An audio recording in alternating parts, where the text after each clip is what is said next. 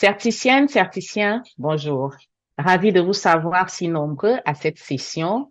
Vous êtes en effet des milliers à être inscrits à ce jour, comme nous le verrons tout à l'heure. Ce qui témoigne du fort intérêt, mais surtout de votre détermination à améliorer vos pratiques enseignantes et à vous développer sur le plan professionnel. Après le webinaire d'ouverture officielle du MOOC il y a 2 jours, nous démarrons aujourd'hui une série de webinaires pédagogiques dont le but principal est de présenter à chaque fois les éléments à aborder, mais surtout des cas d'illustration pratiques qui serviront de base pour l'innovation technopédagogique dans vos pratiques quotidiennes. Ces webinaires s'étaleront sur l'ensemble de la période de formation. Nous aurons un webinaire pédagogique par semaine. Ce premier reviendra sur ce qu'est un MOOC, particulièrement le MOOC Certischool qui nous rassemble. Aussi, il vous permettra de prendre connaissance des statistiques sur les participants et participantes inscrits à ce MOOC, les pays représentés. Nous reviendrons aussi sur la présentation de la plateforme, ainsi que les thèmes abordés à travers les 8 compétences à faire acquérir et à développer. Alors, je vais laisser la parole à Blaise Noël et à Thomas pour vous expliquer encore le principe du MOOC et surtout du MOOC Certischool. Blaise Noël et Thomas, vous avez la parole. Alors, le MOOC, qu'est-ce que c'est? Le MOOC, c'est tout simplement un cours en ligne, la définition, hein. Un cours en ligne ouvert et massif. Ouvert parce que l'inscription est gratuite et massif parce qu'il prend un grand nombre d'apprenants, d'auditeurs. Alors, dans le cadre du MOOC Certischool, il faut dire que c'est de l'auto-formation pour que les enseignants puissent intégrer les technologies de l'information et de la communication dans leur pratique pédagogique. C'est un MOOC qui s'étend sur 12 semaines pour cette session, donc qui a débuté depuis hier, mercredi 15 mars, et qui va s'étendre jusqu'au 6 juin prochain.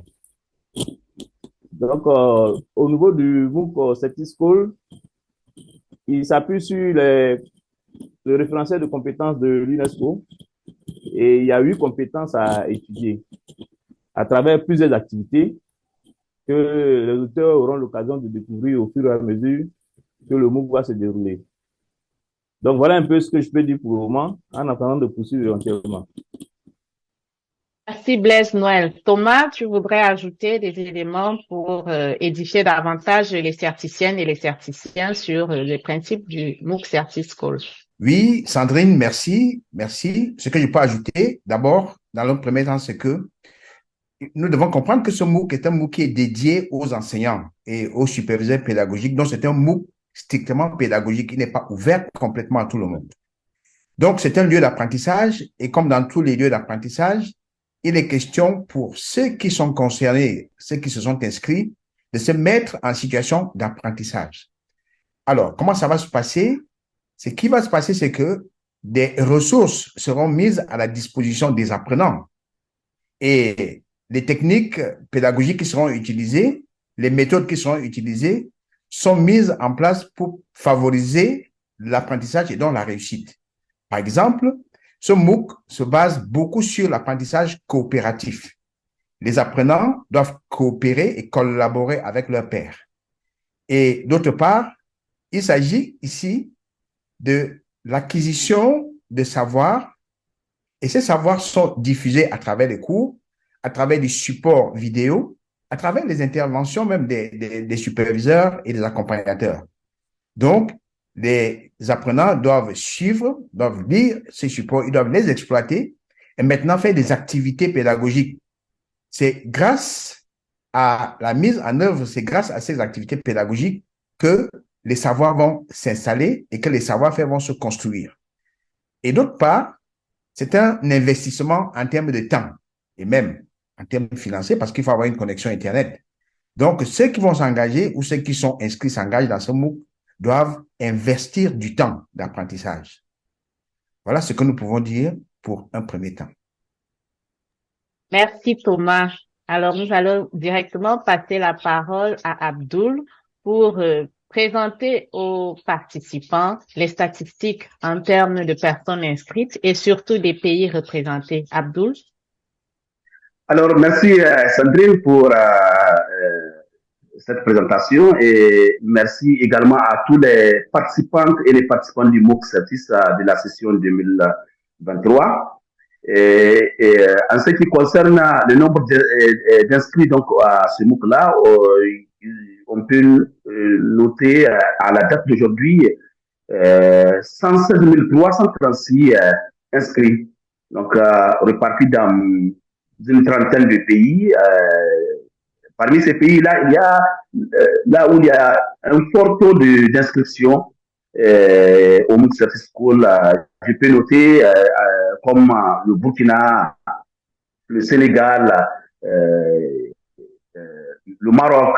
Donc là où on trouve un nombre vraiment important, Maroc avec plus de 2000 inscrits, plus de 1000 inscrits, également 2000 inscrits en Côte d'Ivoire.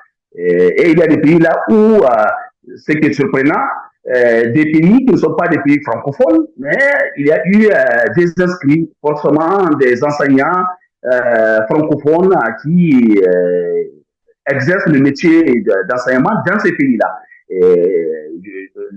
C'est le cas, par exemple, du Qatar, le cas du Cuba, des États-Unis, et tant d'autres, même au niveau du Maghreb et aussi au niveau aussi de l'Asie. C'est ce qui fait donc, ce qui montre vraiment l'intérêt au-delà du monde francophone de ce MOOC Certis School et des avantages qu'il apporte en termes de pratiques enseignantes pour les enseignants, donc le plus qu'il apporte. Voilà ce qu'on peut en résumé retenir vraiment des statistiques donc liées donc à la participation donc des différents enseignants et enseignants du monde entier. Merci Abdul. On comprend que c'est un MOOC très couru et qu'il a touché tout le monde, si on peut le dire ainsi, parce que les pays des personnes inscrites se retrouvent dans tous les continents. C'est un MOOC très couru. Par contre, je pense que pour les chiffres tout à l'heure, tu voulais dire 16 400 par là à la journée d'hier en termes de personnes inscrites. Merci encore Abdul. Inscrits, 16 000 effectivement. Merci Abdul. Alors, nous remercions tous les participants et vraiment, nous vous encourageons à aller de l'avant parce que si vous êtes aussi nombreux à vous être inscrits, c'est que vous voulez véritablement changer les pratiques pour les adapter aux mutations sociales qui ne peuvent plus se faire sans l'apport des technologies. Et parlant des technologies, la formation se déroule sur une plateforme, un espace de formation virtuel que je vais laisser Sylvain nous présenter rapidement. Sylvain. Merci beaucoup, Sandrine. Il faut dire que pour ce MOOC-ci, le cœur de la formation, en dehors des espaces de socialisation qui sont Facebook et YouTube, le cœur de la formation, c'est la plateforme EDX. C'est une plateforme donc de formation à distance où se trouvent l'ensemble des ressources et l'ensemble des activités qui font en réalité le parcours de ce MOOC-ci. Alors, la première chose qu'il faut dire par rapport à cette plateforme, c'est que pour s'y connecter, les auditeurs doivent s'appuyer sur le document qu'ils ont reçu comme validation de leur inscription. Les éléments qui leur permettent de s'y connecter se trouvent dans ce document. Ils verront à la suite, donc, dans ce document, des éléments qui les identifient, l'URL de connexion à la plateforme. Depuis ce document, cette URL est directement cliquable. Donc, en cliquant sur cette URL, ils se retrouvent automatiquement sur la page de connexion de la plateforme. À ce niveau, qu'ils soient sur ordinateur ou sur téléphone, il faudra qu'ils fassent attention, ils n'ont pas le même aperçu. Lorsqu'ils sont sur ordinateur, il va falloir donc tout de suite cliquer sur connexion et renseigner leur identifiant de connexion qui se trouve sur le même document. Ils vont également renseigner leur mot de passe qu'ils trouveront sur ce document pour se connecter au cours. Et à ce niveau, ils verront l'ensemble des éléments qui sont disponibles sur la plateforme. Et pour le moment, ils ne verront que la partie qui leur permet de découvrir les différents espaces de formation qui sont mis à leur disposition. Et cette partie-là va leur permettre de s'approprier justement de cette plateforme avant d'attaquer directement les compétences qui sont développées dans le cadre de ce MOOC. Voilà ce que je voulais dire par rapport à ça. Et qu'ils ne s'inquiètent pas, ils seront guidés pas à pas pour s'approprier d'abord de l'outil avant de commencer à développer les compétences qu'ils auront à développer tout le long de ce MOOC. Merci Sandrine.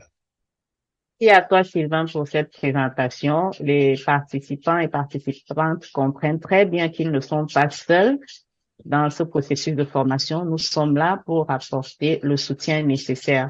Et même pour cette plateforme, ceux qui éprouvent des difficultés pour l'instant à y accéder, à explorer l'espace parce qu'il est nouveau pour eux, n'ayez de crainte. Vous aurez des détails, vous aurez des illustrations dans les prochains jours pour vous permettre de vous familiariser rapidement à cet espace.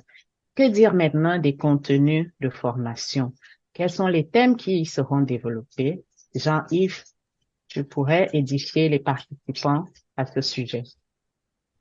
Merci Sandrine et un bonjour particulier à tous les participants du MOOC City School. Alors, le MOOC se décline en 8 compétences. La première compétence est intitulée « Choisir les outils TIC pour les activités d'enseignement et d'apprentissage ». Et ici, là, c'est l'occasion donnée à l'enseignant d'avoir des ressources pour pouvoir intégrer, choisir un outil pour l'intégrer dans sa pratique quotidienne. Et pour quel objectif? Pour un objectif bien précis. La deuxième compétence va traiter comment concevoir des plans de cours en intégrant les outils TIC. Et la troisième compétence, quant à elle, va traiter de comment concevoir des présentations didactiques avec les outils TIC. Alors, si vous avez bien compris, ça veut dire que les 3 premières compétences traînent du domaine 3, qui est celui du domaine de la pédagogie. Alors, la compétence 4, en elle qui traite de la pratique professionnelle, va traiter de l'optimisation de comment l'enseignant doit optimiser son activité enseignante grâce au TIC. Ensuite, la compétence 5, développer les nouvelles pratiques pédagogiques et professionnelles grâce au TIC. Quant à la compétence 6, elle va gérer comment gérer les problèmes de sécurité sur Internet. Quand on sait que travailler dans un monde ouvert comme Internet, il y a bien des problèmes qu'on peut rencontrer. Donc, cette compétence va permettre de résoudre ce genre de problèmes. La compétence 7 va promouvoir le principe de citoyenneté numérique, notamment les droits d'auteur et autres vies privées sur Internet. La compétence 8, enfin, va permettre, est intitulée « Évaluer les ressources numériques pédagogiques ». Alors, voilà que briefé les 8 compétences que le MOOC City School va engager pendant cette 3e session. Alors, tout en espérant que vous gardez à l'esprit que pour chaque compétence, il y a des objectifs bien précis qui vont atteindre. Nous vous encourageons surtout à pouvoir réaliser toutes les activités qui sont prévues dans chaque compétence. Et lorsque vous rencontrez des difficultés, bien vouloir nous les remonter. Mais surtout, garder de travailler dans un mode collaboratif avec vos pairs. Voilà, Sandrine, ce je peux dire pour ces thèmes, les différents thèmes que nous allons aborder durant ces 12 semaines. Je vous remercie. Très bien. Merci Jean-Yves pour cette présentation qui permettra assurément aux participants et participantes de comprendre qu'ils ne se sont pas trompés dès lors qu'ils font partie du domaine de l'éducation, ils sont personnels d'encadrement. C'est un MOOC spécialisé et c'est un MOOC qui leur est véritablement destiné. Alors, on va s'acheminer vers la fin de cette première articulation, de ce premier webinaire, Ndemba. Qu'est-ce que le participant, le certicien, la certicienne doit retenir de ce premier webinaire? Donc, je disais merci Sandrine et bonjour certiciennes et certiciens. Que retenir de ce premier webinaire? Premièrement, que le MOOC Certis Call, qui est donc la certification des compétences en TICE dans le cadre scolaire, vous permet de développer un certain nombre de compétences. 8 compétences selon le référentiel de l'UNESCO, et les 8 compétences sont réparties en 2 domaines. Domaine pédagogique et domaine formation professionnelle. Alors, le support technologique qui est mis à votre disposition, c'est surtout la plateforme EDX pour vous permettre de faire cette formation. Et cette plateforme EDX, pour s'y connecter, vous devez retenir que vous devez passer par le document d'identification, le document qui vous permet d'être inscrit sur la plateforme. Cette plateforme comporte des ressources, toutes les ressources pédagogiques, des activités à faire. Et que retenir encore, c'est que c'est une formation personnelle, c'est une auto-formation. Sachez que vous pouvez vous connecter n'importe où, n'importe quand, selon le terminal que vous avez, pour mener votre formation. C'est une formation en ligne, donc vous pouvez vous connecter n'importe où et n'importe quand. Sachez que vous devez être persévérant. Vous avez 10 minutes de concentration par jour, si vous voulez. Dès que vous avez un petit temps de concentration, allez-y, tenez bon jusqu'à la fin. Voilà. Maintenant, Sandrine, je ne sais pas s'il y a autre chose qu'il faut ajouter. Peut-être dire que par semaine, ils n'ont que 1 minute, enfin 1h30 minutes, hein, 1h30 minutes, 90 minutes, voilà, ce n'est pas beaucoup par semaine, donc il peut bien s'organiser. Vous avez dans les ressources un exemple d'organisation que vous pouvez euh, euh, mettre en place. Vous pouvez vous inspirer de cet exemple d'organisation. Voilà. Alors, je ne sais pas si Sandrine, si j'ai abordé tous les éléments de ce webinaire qui peuvent aider, n'est-ce pas, les participants à voilà, à mener à bien leurs travaux. Hein. Voilà. Peut-être que ce que j'ai oublié, c'est qu'ils ne sont pas seuls, ils sont accompagnés. Voilà, c'est un MOOC pendant lequel ils seront accompagnés euh, à tout moment. Et donc, ils peuvent également s'appuyer sur les expériences de leurs condisciples. Un MOOC très suivi. Merci Ndemba pour ces éléments. Effectivement, ils ne sont pas seuls. Ils ont également les tuteurs référents qui sont là, en plus de l'équipe de conception. Et donc, les participants doivent bien comprendre que les différents espaces qui sont évoqués, la plateforme EDX présentée par Sylvain et sur laquelle je suis revenue est le principal espace de formation. Néanmoins, il y a également la page Facebook officielle. Ils peuvent se dire que ça fait beaucoup trop pour eux et un trop plein d'informations et beaucoup d'espace à gérer en même temps. Sauf qu'à partir de la page Facebook, ils ont cet espace de socialisation qui leur permettra de se mettre en réseau, de se constituer une communauté d'apprentissage pour un début, une communauté des pratiques et à terme une communauté professionnelle parce que c'est également l'idée. Pour qu'ils puissent se développer professionnellement, il faudrait qu'ils évoluent en communauté pour l'échange de pratiques, échange d'expériences et même pour partager les difficultés. Ces espaces peuvent permettre très rapidement de relayer l'information sur une difficulté qu'ils auraient rencontrée et ensemble, nous y apporterons une solution, aussi bien l'équipe pédagogique que même les autres participants. On a également la chaîne YouTube par laquelle les vidéos pédagogiques seront diffusées régulièrement, ainsi que les webinaires comme celui-ci. Donc, chers certiciennes et certiciens, vous n'êtes pas seuls. Nous serons ensemble pour cette aventure qui promet d'être riche et passionnante. Et comme je l'ai annoncé au départ, c'est le premier webinaire pédagogique. Nous en aurons chaque semaine. Donc, la semaine prochaine, vous aurez un autre webinaire pédagogique et vous aurez l'information pour le suivre à temps. Nous vous disons encore une fois, bon courage, bonne formation et à très bientôt pour la suite. Au revoir.